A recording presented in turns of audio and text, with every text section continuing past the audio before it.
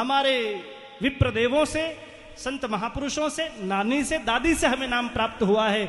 जब हमारा नाम दूसरों के द्वारा है तो इस नाम की कितनी देर तक धन्यता होगी। नाम तो परमात्मा का होना चाहिए। इसलिए संत कहते हैं नाम ले रे नाम ले, नाम से तिरे लो, मिनख जमारो बंदा फिर ना मिले लो। एक बार ईश्वर ने हमें मनुष्य जन्म दिया है, एक बार किसी पड़ोसी की आप गाड़ी लेकर के चले जाओ और उसका एक्सीडेंट करके लेके आ जाओ कि भाई साहब गलती हो गई, फिर जीवन भर आप जब तक उस पड़ोस में रहोगे वो कहेगा इस आदमी को कभी गाड़ी नहीं देना, क्योंकि एक बार दी ये तोड़ करके ले आया। इसी प्रकार ईश्वर ने भी हमें एक बार मनुष्य तन दिया है और एक बार इस तन को यदि होटल बोटल टोटल गुटके में जीवन बर्बाद कर लिया मेरे भाई बहन, तो जीवन की धन्यता नहीं होगी।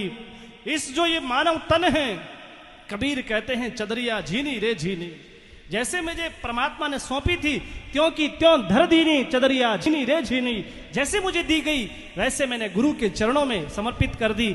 जैसा भगवान ने आपको बना करके भेजा है, चाहे आप मदन हैं, मोहन हैं, विठ्ठल हैं, प्रणव है, जो कुछ भी है मेरे भाई बहन, जो भी आपका नाम है, इस तन को शुद्ध रखें और तन से इस परमात्मा का सुमरण करते रहें, मानवता की सेवा करते रहें। समाजवाद, मानवतावाद इस संकल्प में स्थापित होना चाहिए। याद रखें, सरकारें अपना काम करती है, सरकारें कोई भी आए, परंतु सरकारों से हमारे राष्ट्र का निर्माण नहीं हो सकता है मेरे भाई बहन। सरकारें खाली संविधान में फेरबदल कर सकती है, धाराएं आगे पीछे कर सकती है, जिससे आपका जीवन उपार्जन हो सकता है, परंतु इस राष्ट्र को चलाने वाले आप लोग हैं। ये हमारी संस्कृति है जो इस राष्ट्र को चला रही है, ये मानव संस्कृति। आज गुरु पूर्णिमा के पर्व पर पूरे भारतवर्ष में करोड़ों की संख्या में महात्मा लोगों के द्वार पर ये हमारे भारत के सभी भाई बहन पहुंच करके आशीर्वाद लेते हैं। ये हमारी सुंदर संस्कृति है। आप देखते हैं जब उज्जैन के या प्रयाग में कुंभ मेले होते हैं तो वहां कोई सरकारें इतनी व्यवस्था नहीं करती। सरकार तो खाली जमीन देती है, लाइट देती है, खाली हमें पट्टा कर देती है। उसको चलाने वाले ये भारत के ऋषि लोग हैं बंधुओं। जरा विचार करें कि वो समष्टि का काम है। साधु कभी भी व्यक्तिगत काम नहीं सोचता। ये गौशाला भी है तो ईश्वर चला रहा है, ये हमारा भाव है। मुझसे यहाँ जितने बैठे हैं सब बड़े होंगे अधिकांश उम्र के अंदर, या कोई मेरी हम उम्र के होंगे, पर याद रखें जब जीवन में आपका संकल्प बड़ा हो तो ईश्वर उसका साक्षी बन जाता है, और जब ईश्वर साक्षी हो तो सब निमित्त बन करके ये गौ माता की सेवा, ये भी एक तरह का यज्ञ है। इस यज्ञ में हम सब अपनी आहुति प्रदान करें और इस भारतीय सनातन हमारी वैदिक परंपरा को बचाने के लिए हम सभी लोग आज गुरु पूर्णिमा के दिन संकल्प लेवें। यदि किसी के जीवन में, मेरी मातृशक्ति से निवेदन होगा, आप कहोगे भाई हमारे मन में तो कोई खोट है ही नहीं, नशा पता तो ये सब इधर इशारा कर दोगे आप, कुछ लोग करते होंगे कुछ लोग नहीं करते होंगे। नशे का मतलब मेरा यह है कि कोई छोटा मोटा ही कर ले, कोई सुपारी खाए तो वो भी तो नशा ही तो है, कहीं ना कहीं आप उससे आ सकते हैं। आप कहोगे कि हम तो बिल्कुल परम भक्त हैं, पर आप लोगों से मेरा विशेष आग्रह रहेगा कि जो इधर उधर की बातें हैं थोड़ा सा उसको रखा जाए, समेटा जाए, उसको समीचीन किया जाए, उसको ठीक ठाक किया जाए। हम एक दूसरे की ईर्ष्याएं में परिवार को ना बिगाड़े मेरे भाई बहन। परिवार जो हमारा है वो आने वाले समय के लिए इस राष्ट्र का हिस्सा होगा। आप ये नहीं सोचें कि हम तो अजमेर में रहते हैं, उस गली में हमें कौन जानता है, ऐसा नहीं है। आने वाले समय में आने वाली आपकी पीढ़ी, बच्चे वो संस्कारवान बन करके इस राष्ट्र के अंदर महती भूमिका निभाएंगे। इसलिए हम सब लोग आज गुरु पूर्णिमा के अवसर पर अपने मन के जीवन की खोट को यहाँ छोड़ने का प्रयास करें। गुरु के चरणों में आप पैसा भेंट करें या ना करें, फूल चढ़ाएं या ना चढ़ाएं, पर आपके जीवन की जो खोट है वो यहाँ जरूर छोड़ करके जाना। गौ माता विराट तत्व है, वो वेद लक्षणा है, वो आपके जीवन की खोट को स्वीकार करेगी, ऐसा मुझे परम विश्वास है, क्योंकि मैं स्वयं इस कार्य में संलग्न हूं। और आप सभी से भी आशा करता हूं कि जिन्होंने भी इस गौशाला परिवार में इस हमारे छोटे से निवेदन पर जो हमारी बात को रखा है, हम बहुत बहुत आपके आभारी हैं। और विशेष रूप से जो गुरुकुल के लिए हमारा लक्ष्य है कि राजऋषि गुरुकुल की स्थापना, इसका रजिस्ट्रेशन तो हो चुका है। हमारे वीरेंद्र सिंह जी ये भी इसके सदस्य हैं, हमारे महेंद्र सिंह जी जाखली और भी कई गणमान्य व्यक्ति सदस्य हैं इसके। और आशा करते हैं कि आप भी कोई जुड़ना चाहे तो आपका भी सहर्ष आपको निमंत्रण है।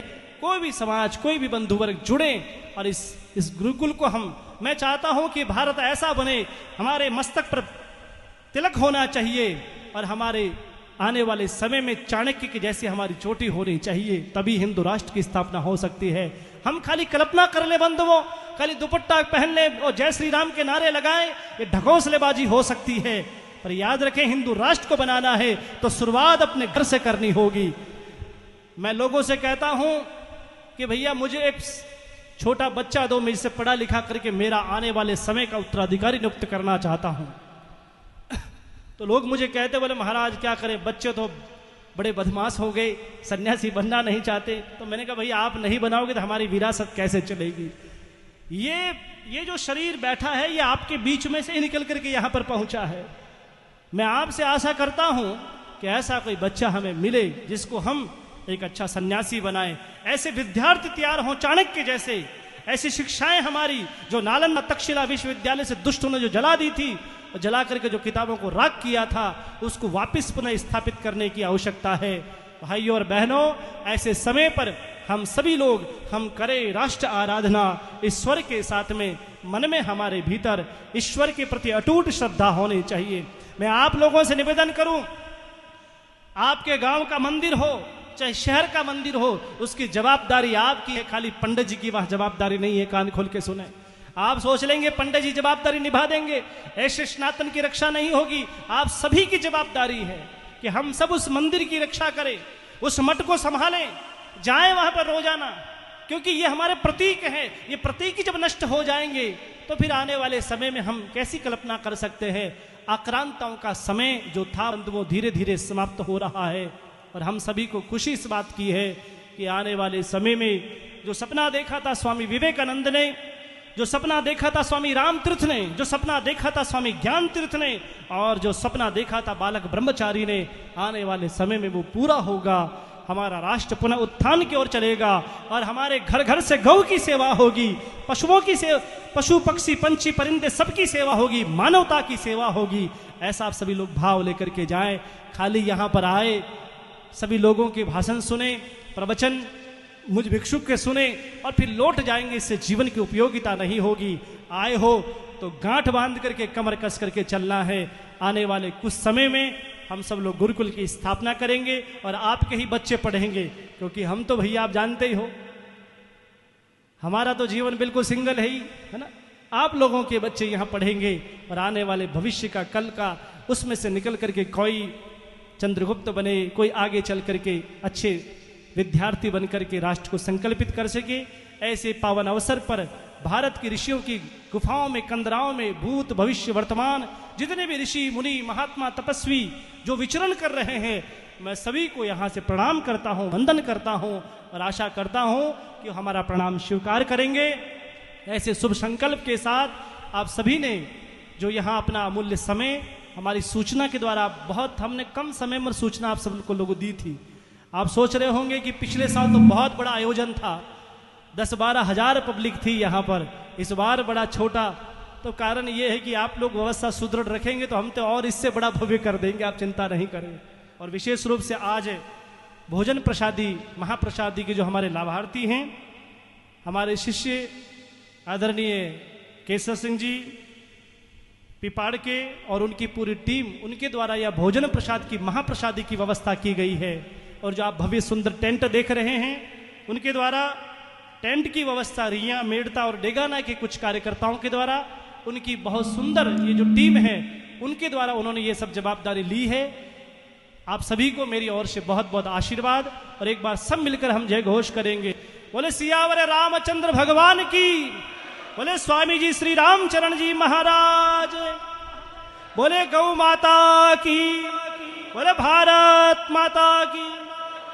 मैं बोलूंगा राम राष्ट्र, आप बोलेंगे जय। बोले राम राष्ट्र धर्म की, राम राष्ट्र धर्म की, राम राष्ट्र धर्म की। ओम।